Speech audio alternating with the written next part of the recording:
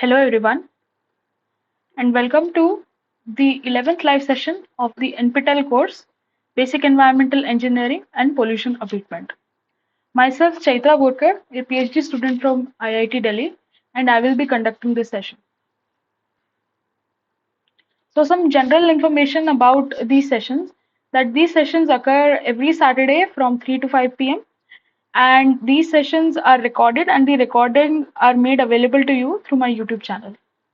So let's start with the lectures that were conducted for week 11.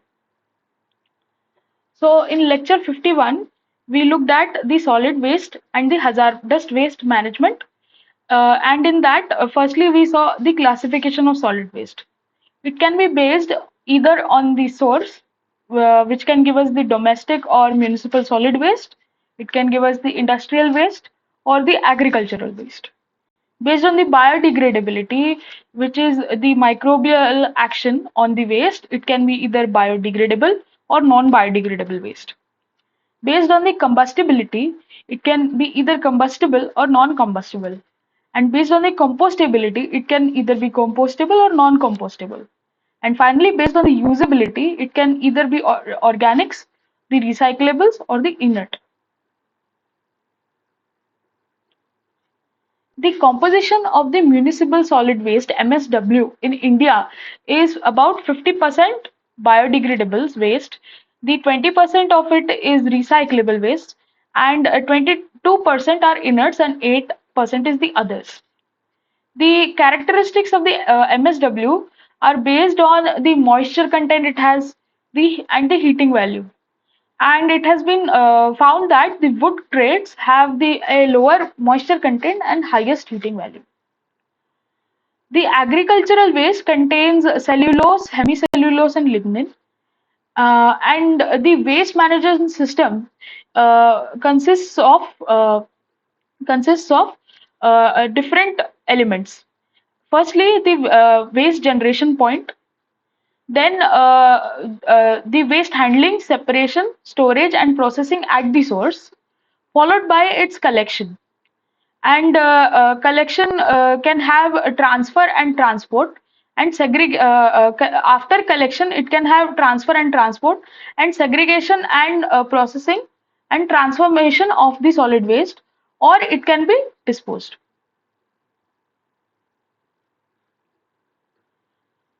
The waste collection systems can be of two types. It can either be stationary container system or it can be hauled container system. So these figures here show us the hauled container system and the stationary container system. So first we look at the hauled container system. So here these are different containers, and the shaded rectangle is the filled or loaded container, and the empty or the blank rectangle is the empty container. So the vehicle which is supposed to collect the waste goes to the first location of the first container. It loads the vehicle, or it hauls the container basically to the collection or to the collection or processing site. Then it goes back to the container location and places that container at that location and goes to the next location where the other container is present. And this process keeps on repeating. However, in the stationary container system, the vehicle which is supposed to collect the waste goes to the first location. It collects the waste from there and goes to the next location, and so on. And after the capacity of that vehicle exhausts, it then goes back to the transfer or processing station.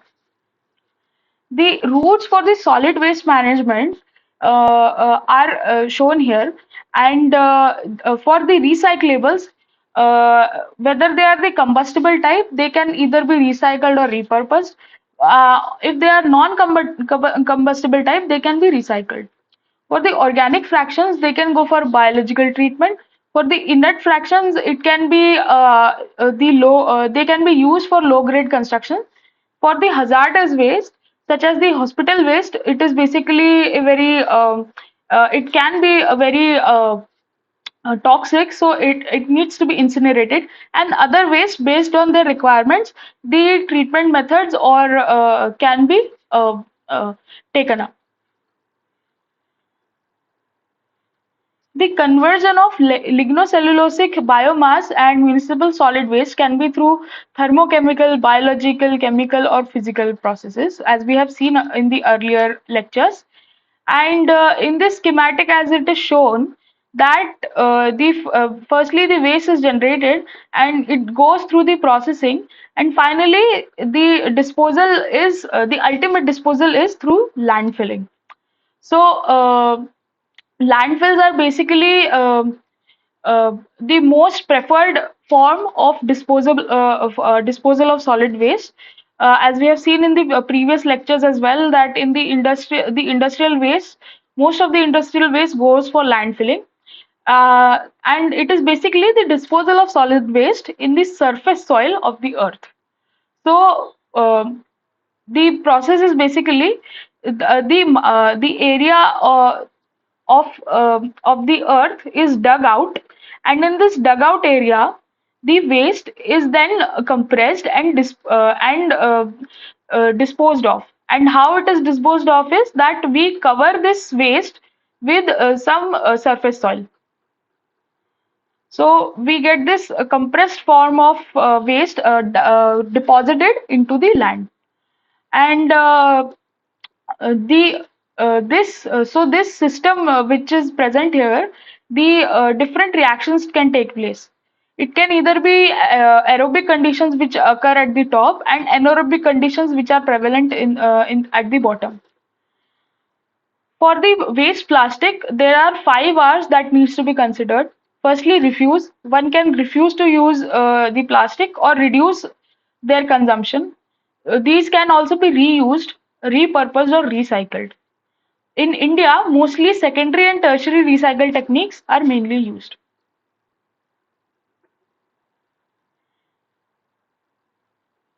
The lecture 52 mainly focused on incineration, which is basically the combustion of organic materials. So the biomass or waste, when it is combusted in air, we get carbon dioxide, mainly carbon dioxide, water vapor, and heat.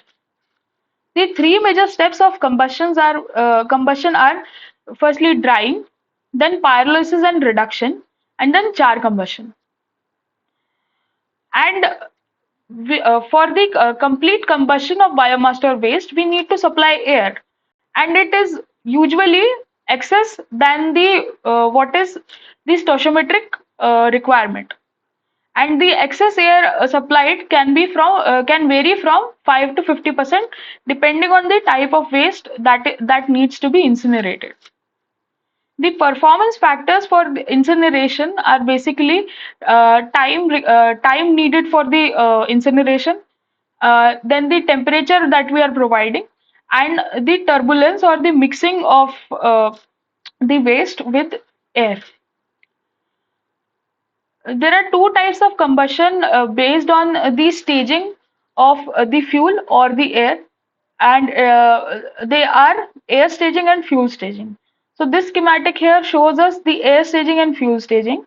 So in air staging, air is provided at two different stages during the incineration or combustion. And in fuel staging, air the fuel is provided at different locations, and um, in the air staging, this is the primary air. So the primary air is basically less than stoichiometric, and the secondary air is in excess of it. And this basically ensures that almost complete combustion of the waste takes place. The process flow sheet of the incineration is given here. So the mixed or the unrecyclable municipal solid waste is deposited into a huge container, and from there it is taken and supplied to the incinerator. From here, the combustion which is taking place generates flue gases, and these flue gases can be used to heat up the boiler, as they have very high temperatures. And from this boiler, the steam can be generated that can be used for generating electricity. And then these exhaust gases are then treated. Firstly, the they pass through a filter so that the fly ash can be removed from them, and then the exhaust gas cleaning. So different treatment methods can be used here, so that the harmful components of these flue gases can be removed, and then they are exhausted through the chimney. The fly ash from the bottom of the filter is taken for fly ash processing, and then further it can go for landfilling. The ash which is collected at the bottom of the incinerator is basically used for metal and materials recovery and recycling. And depending on the type of waste that needs to be incinerated, it will require either pre-treatment, homogenization, or shredding. The different types of incinerator and combustors are fixed bed incinerator, rotary kiln incinerator, or the fluidized bed incinerator or combustor. It can either be bubbling fluidized bed or circulating fluidized bed. So, in this schematic, a rotary kiln combustor or incinerator is shown, and here we see that the biomass is coming in from this location, and it is going into this is the rotary kiln, and it is going in the rotary kiln, and this is rotated. And why it is rotated? So that the air which is inletting from here uh, mixes properly with the biomass or the waste, and uh, a proper combustion can of the biomass can take place. The treated waste or the combusted waste basically is taken out from here. As this is inclined, it slides down the rotary kiln. The biomass or the combusted biomass slides down the rotary kiln, and the exhaust gases pass from here. For the fluidized bed combustor, the schematic is shown here, and this is the sludge feeder from where uh, sludge inlets, and this is the hot air inlet. And this hot air is at such a velocity that it fluidizes the sludge, and better contacting takes place, and through this the combustion takes place, and the flue gas outlet is from here. uh, and the other ashes and everything can be taken down from the bottom. So as we saw that flue gases are generated during the combustion, and different components, different harmful components can be present in these flue gases. So firstly, before um, emitting them into the air, one needs to clean them up. So, for the flue gas cleanup, different types of processes are there. And firstly is the NOx removal. So, one needs to remove NOx so that it is under the permissible limit. Then there can be mercury and dioxins also present, which needs to be removed. Then the acid gas removal, which is basically H2S or CO2, which is there present. This needs to be removed, or COS or ammonia. Then the particulate matter needs to be removed. And after all these things, pollution control tests are taken so that the permissible limit of these pollutants are achieved. The lecture 53 mainly focused on gasification, which basically converts the carbonaceous feedstock into combustible gases. And how it is different from combustion or incineration is that it has limited oxygen supply, and other oxidants such as steam are supplied as well. And the main product which is formed from this process is the syngas. If the oxidizing agent is used is O2. However, if air is used which has oxygen as well as nitrogen, the product which is formed is called producer gas. And these are basically the typical compositions of syngas and producer gas, and the heating value as well. And as we can see here, the carbon monoxide is a major component in syngas along with hydrogen. However, for producer gas, nitrogen is the major component.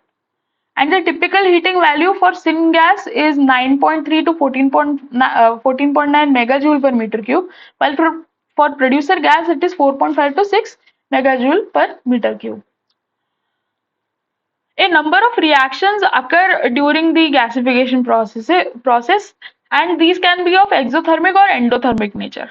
So it can either be gasification with O2, which gives us carbon monoxide because we have limited supply of air. It can either be combustion with O2, which is which is complete combustion and it forms carbon monoxide.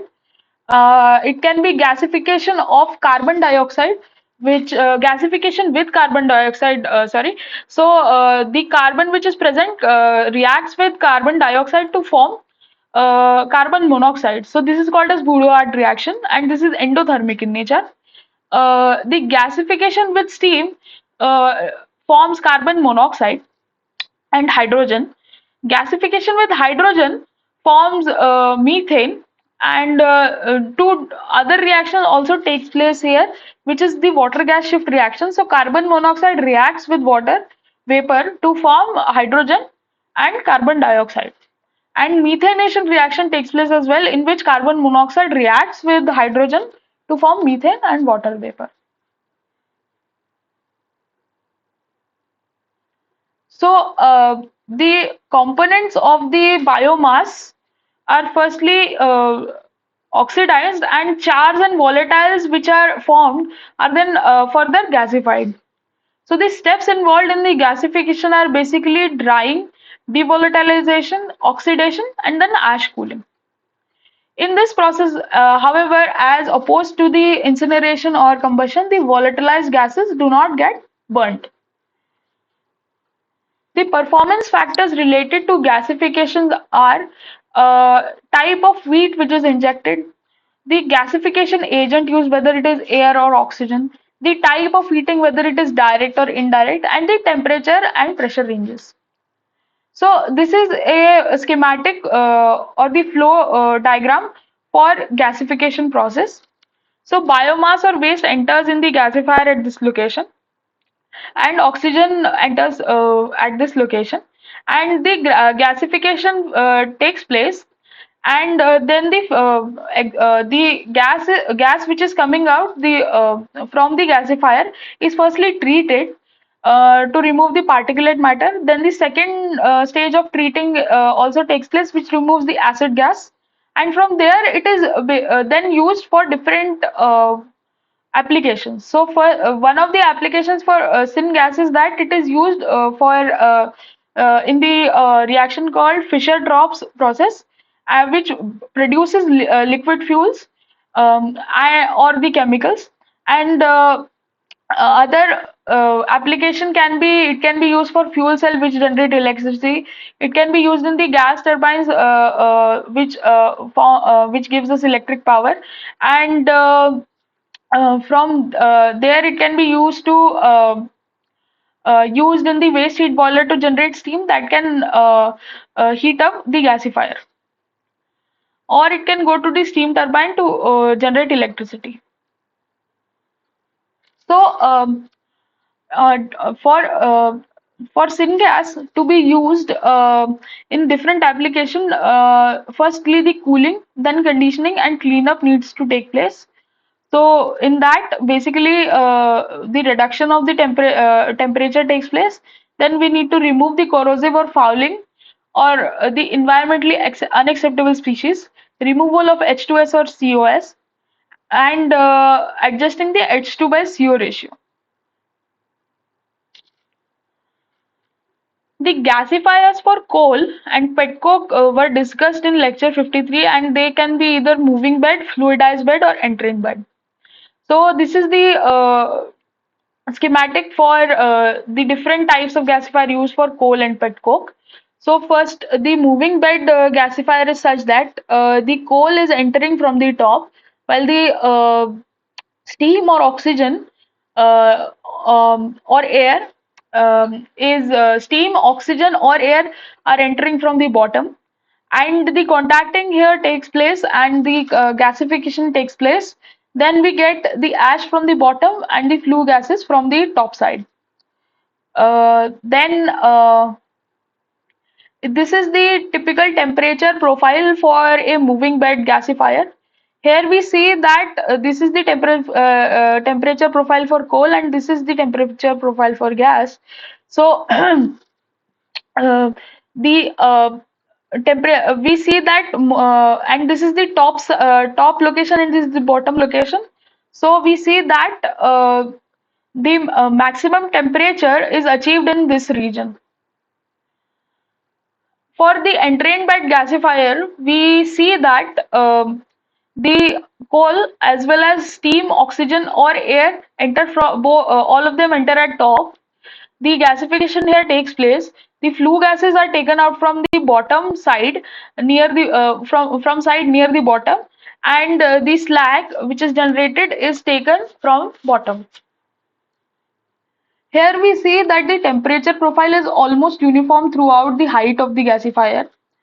And for the fluid as bed gasifier, we see that the coal, which is introduced from the side near the top, and the steam, oxygen or air are entering from the bottom.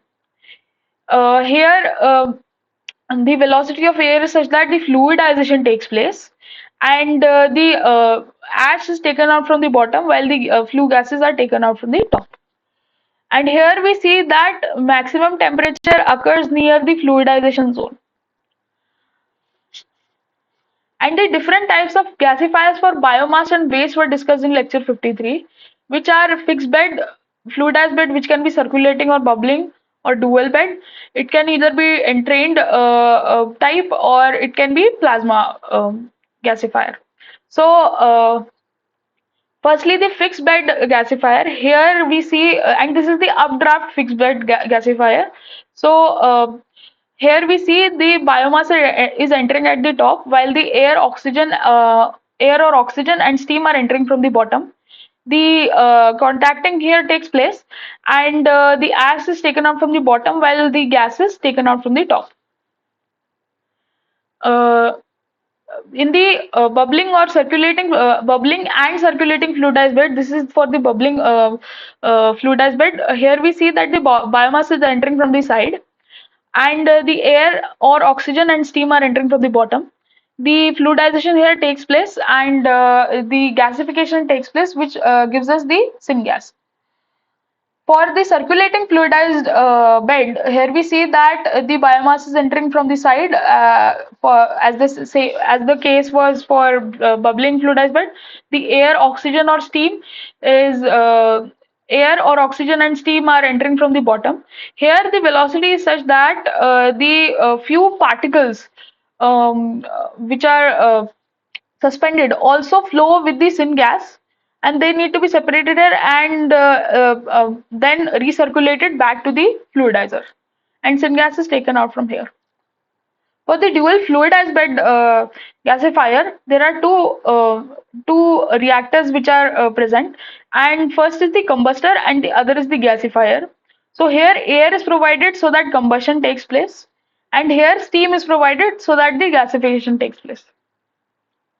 The entrained bed gasifier, as was the case for the gasifiers for coal and petcoke, is similar here, and the steam and oxygen are along with the biomass are introduced into the gasifier from the top, and then the gasification takes place.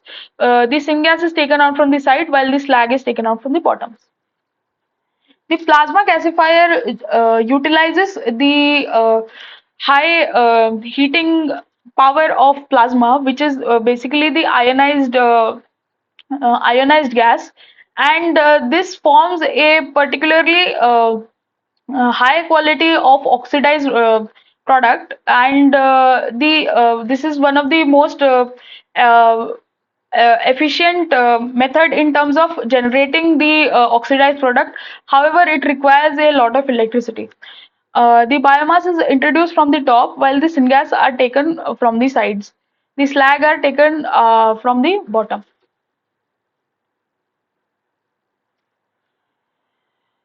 The lecture 54 focused on the pyrolysis method, which is the thermal decomposition in the absence of oxygen.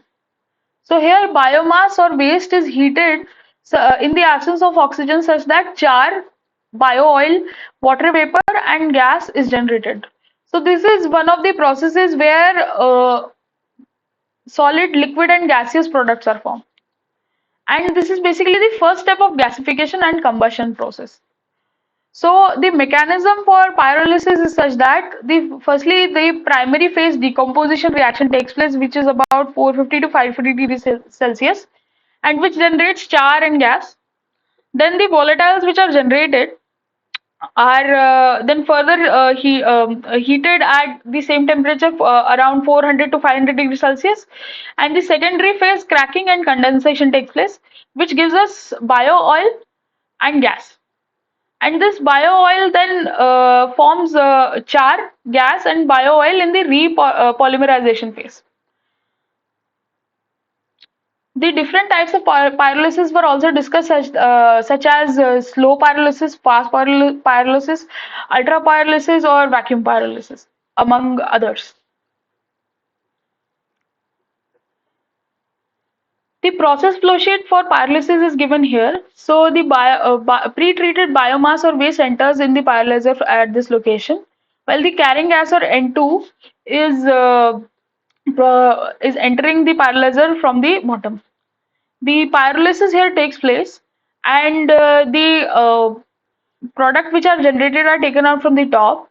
The char is separated from here, while the other products are taken into the condenser so that we get the bio oil and the water to the purification and disposal. Different reactions takes place during the pyrolysis process, which can either be cracking, dehydrogenation, dehydration, isomerization. The bio-oil which is generated during the pyrolysis process, as compared with diesel, it has a high water content or high moisture content. It has a high oxygen content as well as high viscosity, which are undesirable for a fuel that can be used, as well as it has low heating value. So there arises a need to upgrade the quality of the bio oil. So different methods are employed to upgrade the quality. They can either be the physical method, which are filtration, emulsification with hydrocarbons or solvent addition, or it can be chemical method, which are reaction with alcohol, or it can be catalytic deoxygenation, which has two types, whether it can be hydrotreating or catalytic vapor cracking.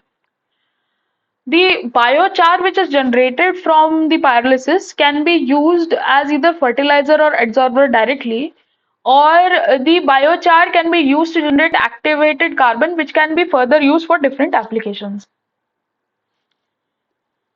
The pyrolysis for waste plastics can be through thermal or catalytic cracking, and the mechanism for thermal and catalytic cracking is basically firstly the initiation of either the free radical or the carbenium ion, the free radical for the case of thermal and the carbenium for the catalytic cracking.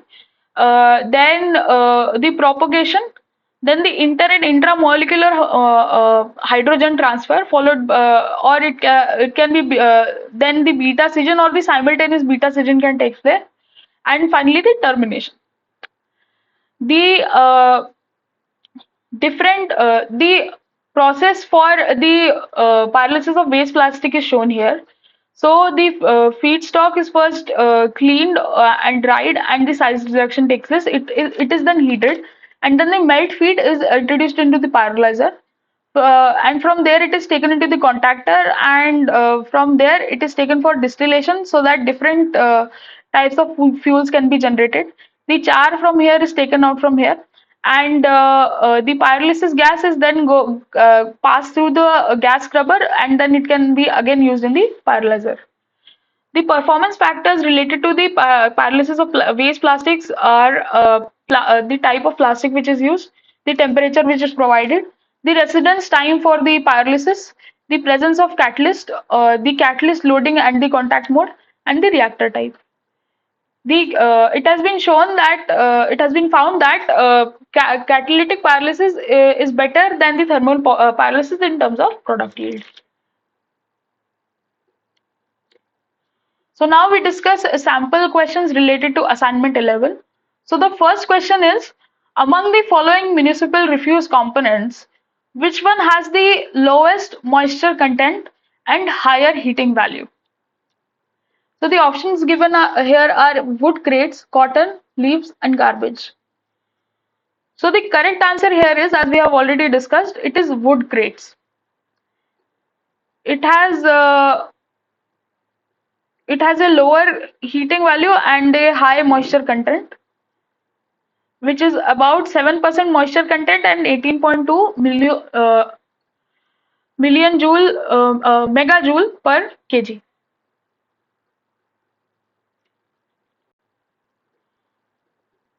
Dash is next question. Dash is mostly used for the disposal of residual wastes. Is it open dumping, barging into sea, feeding to hogs, or landfilling? So, as we have discussed previously, uh, the most preferred way to dispose of the residual waste or waste is landfilling method.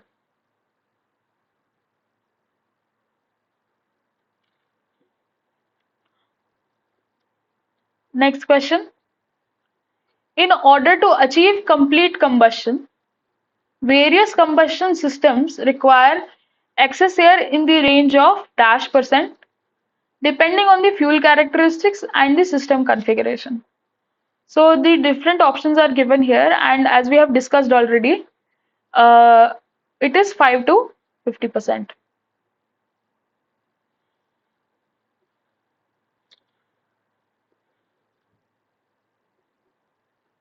Next question. The water gas shift reaction can be represented as, so this is basically gasification with H2O.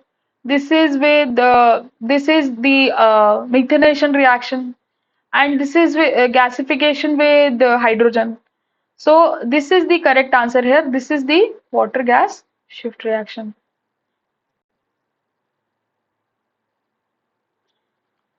The typical heating value of producer gas ranges from dash megajoule per meter cube. So the correct answer here, as we have already discussed, is 4.5 to 6 megajoule per meter cube, and this is the heating value for syngas.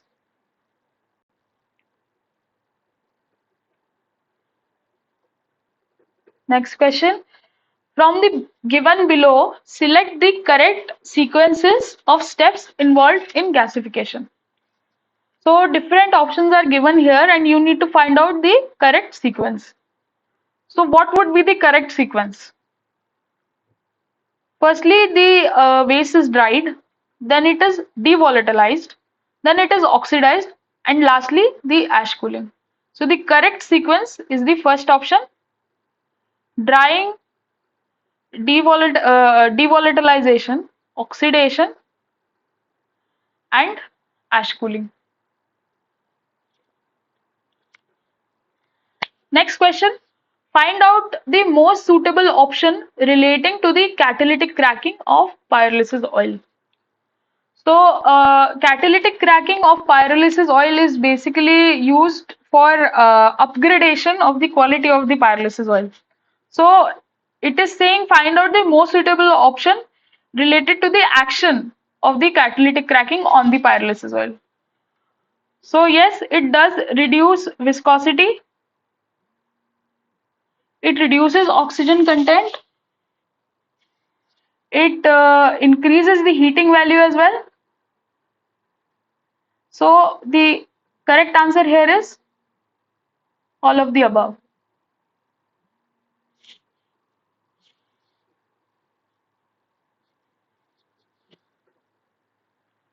Next question. A country discards roughly 150 million tons of municipal solid waste. The high heating value of those discards is about 6500 BTU per pound. A mass burn waste to energy facility can convert those wastes to electricity with a heat rate of 16,000 BTU of thermal input per kilowatt hour of electrical output, roughly the 25% efficiency. Estimate the electrical energy that could be produced per year if all of our discards were used in this type of waste to energy system. So there is a facility which is used to generate energy from waste. And the given data here is that a country discards roughly for a year, it discards 150 million tons of MSW, which has a heating value of 6500 BTU per pound. And we are given here the efficiency basically in the inverse form that it is 16,000 BTU. So we need to find out the electrical energy that could be produced per year. So firstly we need to find out how much waste is generated per year. So it is here given in million tons and we need to convert it to pounds and then multiply with the heating value so that we get uh, the calories or the BTU which is generated from that waste, and then we divide it with the heat rate to get the electrical energy that can be produced. So we start with this numerical. So firstly, the mass of the waste is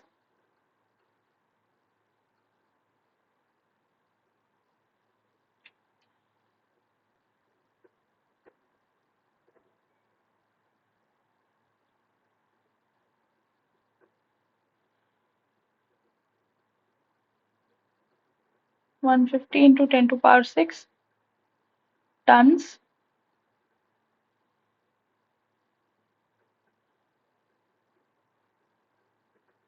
into 2000 pounds per tons. Okay, so we get the value here is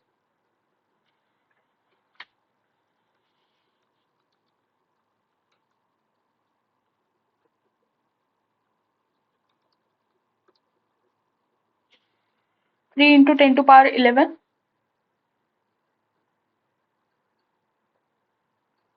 pounds. And we need to find out the heat generated from the uh, or the heating value of this waste. So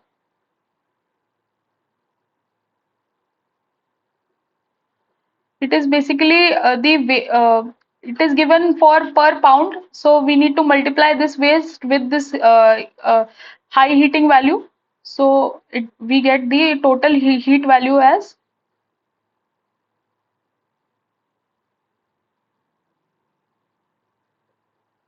total heating value as 3 into 10 to power 11 into 6500, which comes out to be 1.95 into 10 to power 15 BTUs. So this is the inlet heat value, and we are given the heat rate. So we need to find out the output. So heat rate is basically input upon output.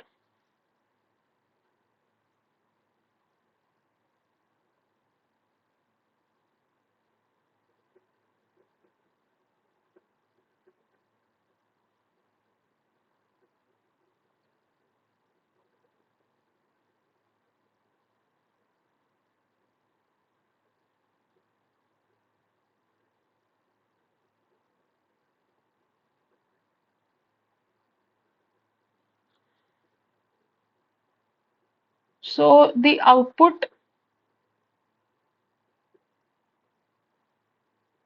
energy is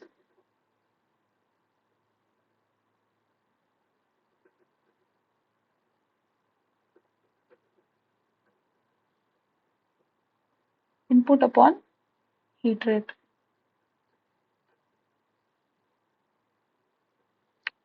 So which will be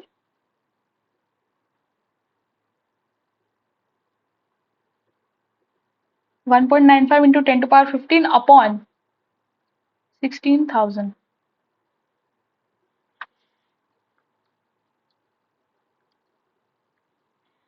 And this comes out to be 1.218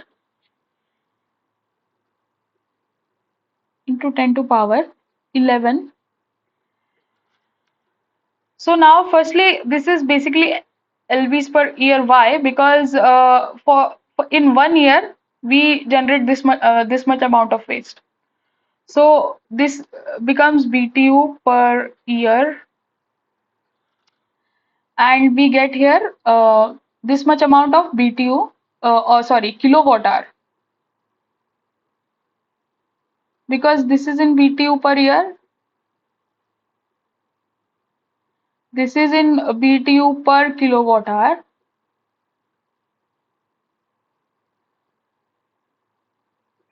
So BTU get cancels and we get kilowatt hour per year.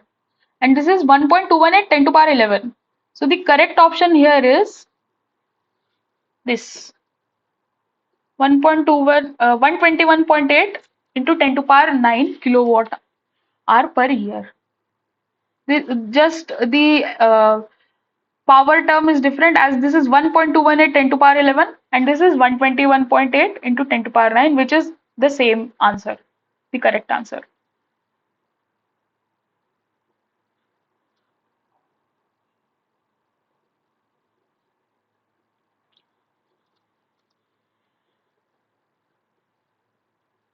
Next question.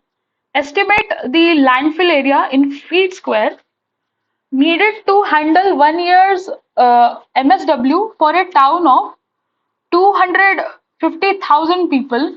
Assume per capita national average discards of 8 pound per day, no combustion, a landfill density of 1200 pound per yard cube, and one 10-foot lift per year. Assume 20% of cell volume is soil used for cover. So we need to find out how much area is required for the landfilling of the MSW generated from a town in 1 year. So a town generates some waste in a year, and that waste is then taken for landfilling. So for that, we need to find out how much area is required. So firstly, we need to find out how much waste is generated per year in 1 year, basically. So we are given the population.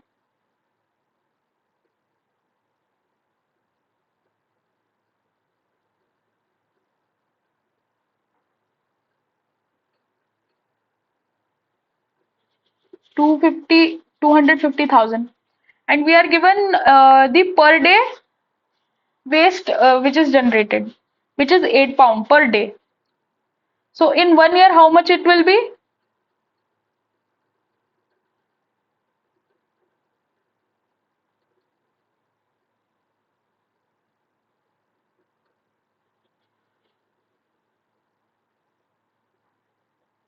And this is for one person. Okay, waste generated per day for one person.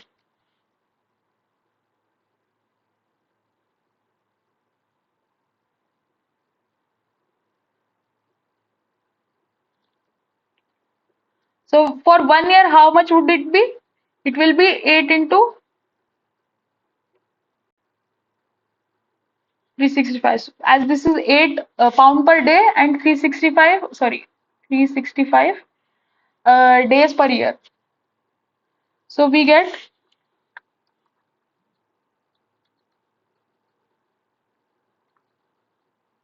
2920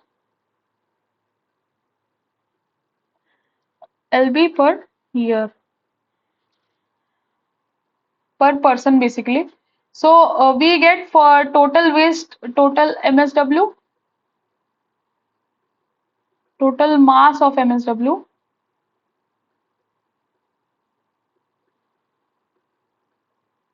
in 1 year.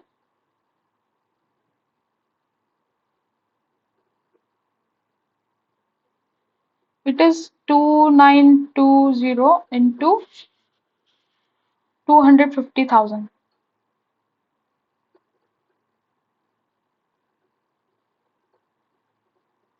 So this comes out to be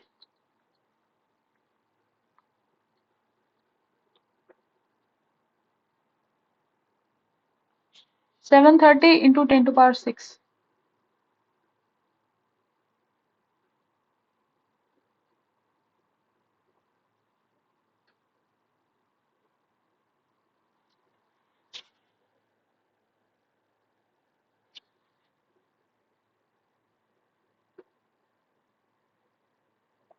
LB per year.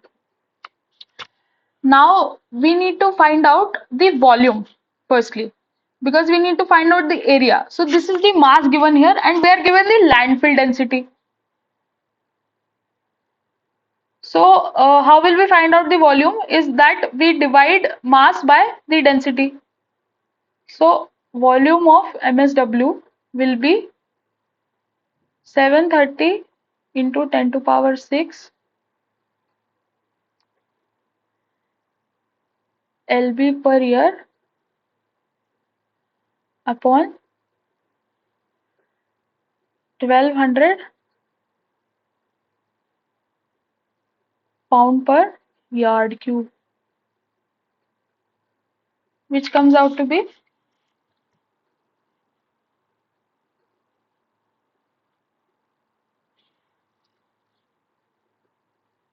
608,333.33 yard cube per year. Now it is given here that assume 20% of the cell volume is soil used for cover. So here what they're saying is the cell is basically the dugout land. Okay, this is the area, this is the dugout area, and the volume of the cell. Okay, the volume of the cell is basically this total volume, and they are saying that the 20% of that volume is the soil used for cover.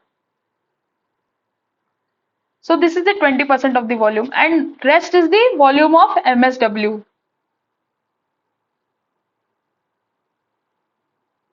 This total is volume of cell, and this is the soil used for cover. This is the volume of soil used for cover, which is roughly 20%. So what they are saying is volume of MSW is 0.8 times volume of cell. So from here we can find out the volume of cell,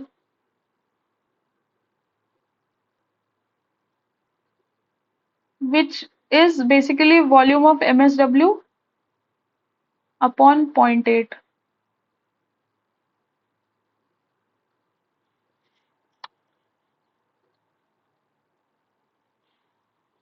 So this is 76416.67 yard cube per year. Okay. Now they are saying you need to find out, finally what we are given is we need to find out the landfill area, and they are saying that the landfill has 10-foot lift per year. So volume of so the area into the lift is equal to volume of cell. So area is basically volume of cell per lift. So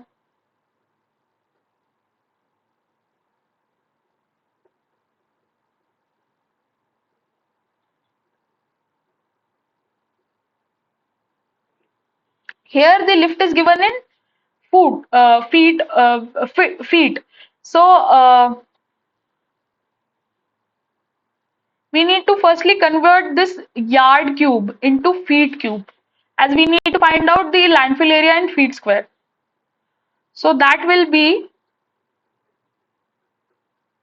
76416.67 into 27. So this will give us the volume in feet cube, and we need to divide it by 10. And the correct answer is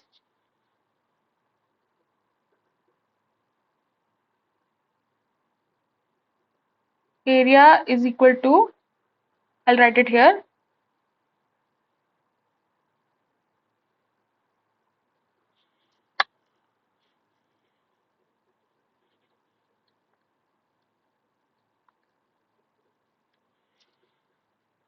2053125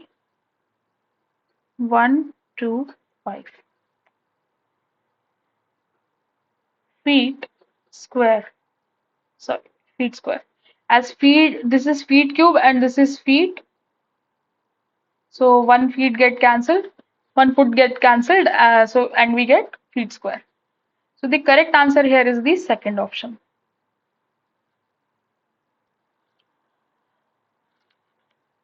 Next question. Fast pyrolysis requires a temperature range of dash degree Celsius and residence time of dash second. So as we had seen in the general mechanism for the pyrolysis, the typical temperature ranges are 400 to 500 or 400 to 650 degrees Celsius. So the correct answer here is the temperature range is 400 to 650 degrees Celsius, while the residence time is 0.5 to 5 seconds.